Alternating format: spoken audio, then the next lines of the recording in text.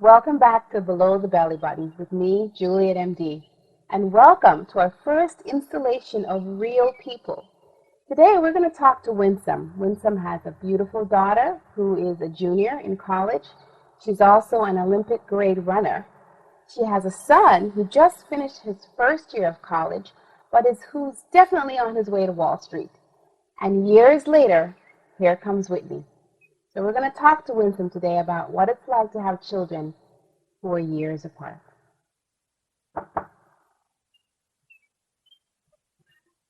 Hi, Winsome. Thank you so much for inviting us in. Oh, welcome. All right, let's go have a talk.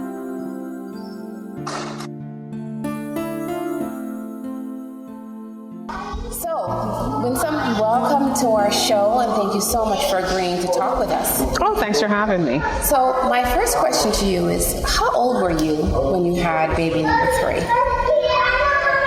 I found out right after my 40th birthday. And did you have a 40th birthday celebration? I did. And what were your goals for the rest of your life? What were you going to do? I was actually doing my countdown because my son was just entering the 9th grade. So my mantra for that time was, 4 more years. And yeah, 4 years later, I have a 4-year-old to go with those 4 more years. So. All right. Well, how did you find out you were pregnant? Was it a home pregnancy test, or did you go to the doctor? Well, we had taken a family cruise, just to give you some background information. We had taken a family cruise. It was the kids' first cruise. And, we had a wonderful time as a family. A little bit too much on the parent side. But we came back home. It was early July that we went on the cruise. Came back home. My birthday's in July, so I was looking forward to celebrating. Went to dinner with my sisters, and we were talking about, the fact that my cycle hadn't started. And I'm like, oh, well, that's nothing new. I'm used to this, I'm not going to be pregnant. And one sister who is an OBGYN said to me, oh, you could be pregnant. And I'm like, I'm 40. What do you mean I could be pregnant? I'm not going to be pregnant. So you went on the cruise 4 and came back 5? Yes. So here's a question for you.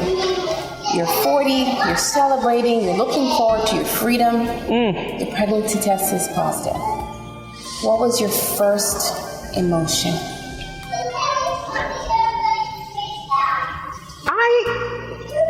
It was blank. There was no emotion. I think I was just in shock. Okay. And it was like, holy cow. And then when you realize this is happening, what thoughts were going through your mind? You're done. You're home free. It's time to party. It's time to hang out. Again, it didn't register right away. When I told my husband, he was extremely excited. And my only reaction then was like, what the hell is wrong with him? So it was just one of those, oh my God, oh my God, oh my God. Did you feel any sadness?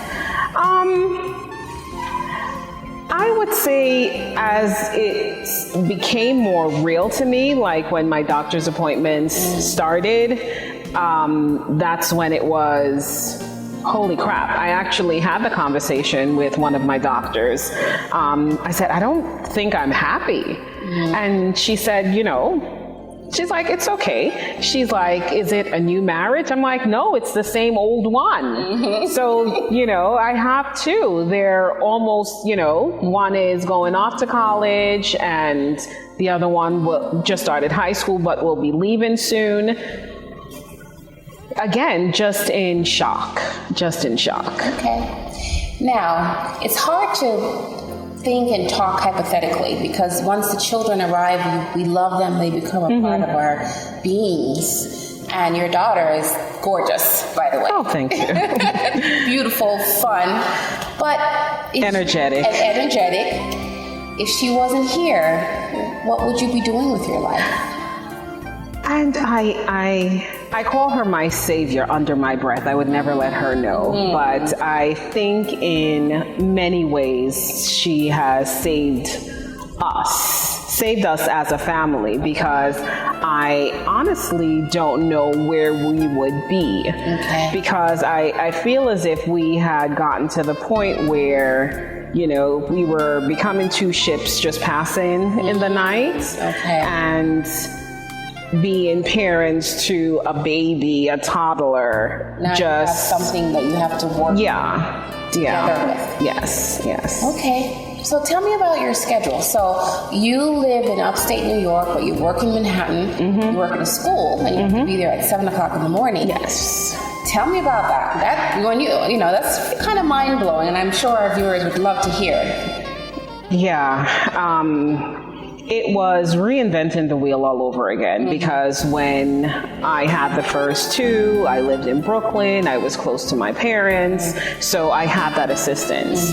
Living where I am now, not having the family support was difficult. Right. I had my brother's sister came up from Barbados to help us with her. And right before her first birthday, she started daycare. And that daycare was in the Bronx. And then, so she's been traveling to the city since she was 11 months. At 5 o'clock in the morning. At 5 o'clock in the morning. I leave home by 4:30 the latest. 4:30 a.m. Let's just be clear. Okay. To, get us down to the city on time, giving me enough time with traffic to drop her off and still be at work on time. Okay. So yeah, it's become second nature for me. Half the time I don't even know how I get to where I need to be. Because you're on automatic pilot. It's automatic pilot. Okay. So. And just what is the relationship between Whitney and her older siblings? Do they have because they're gone, they're out of the house. So are they brother and sister in the typical sense that we think of siblings? Yes, I would say yes. They miss her when they're not here. We try to FaceTime as much as possible. She knows of their existence, and she is in awe of them. It's like, when you ask her where her brother and sister, where they are, she's like, oh, they're at school. Okay. So she's very much aware of where they are. She likes to do FaceTime with them. But yeah, she is, over the moon. They walk into the house now from, their summer jobs, and she's just like, oh my God. Excited, okay. Super excited. Now, parents who have siblings that are closer in age tend to have the benefit of having siblings growing up in the same household at the same time. So in a weird way, she's sort of an only child, and you are her sibling and you are her entertainment. So that's a shift for you. Yes. And you're a little bit older. So tell me a little bit about that. I mean, is that an adjustment for you? I mean, how's that work? I would say yes, it is quite an adjustment, but she actually said to me the other day before the kids came home and she wanted to play, and I'm like, okay, I'll play with you.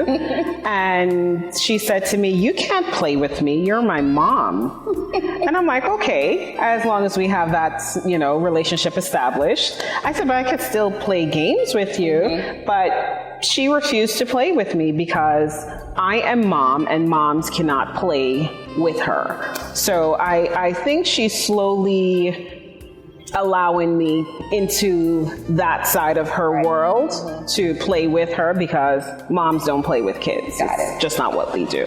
And so I'm just going to ask you one more question.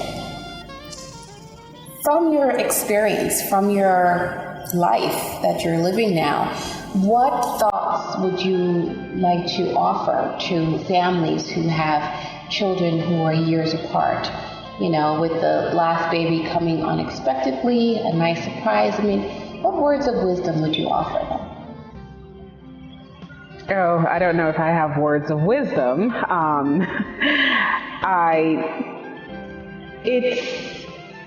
Embrace it. It's the only thing that I can say. Embrace it, because outside of that, you will drive yourself a little crazy. Yeah. So just embrace it. You know, she has been a wonderful addition to our family. She has brought us a lot of joy. It's interesting now, being a parent of a 4-year-old working in a middle school. And now I'm like, okay, I have to get this program so that, you know, her reading, she's on reading level. She has tons of books. I'm creating a library. We're doing everything in order for her to be successful.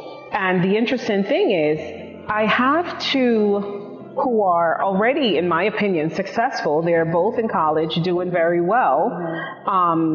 But it's, again, starting over. I'm like, what did I do correctly the first time? Because I'm not sure. And again, the time is different.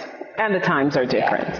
Because now she is a guru on the iPad, whereas, you know, it didn't exist. Years ago. Yes. Thank you so much for joining us. Oh, thanks for having me. Sharing your life with us here on Below the Belly Button. I'm sure lots of women and families, men included, I don't want to exclude you guys, have really enjoyed all the words of wisdom, whether or not you choose to see it that way, that you had to offer today. So, you know, I have a good friend of mine. She gave birth to a child who actually has a disability. And you know what she said to me? What are you going to do? You just have to love your kid.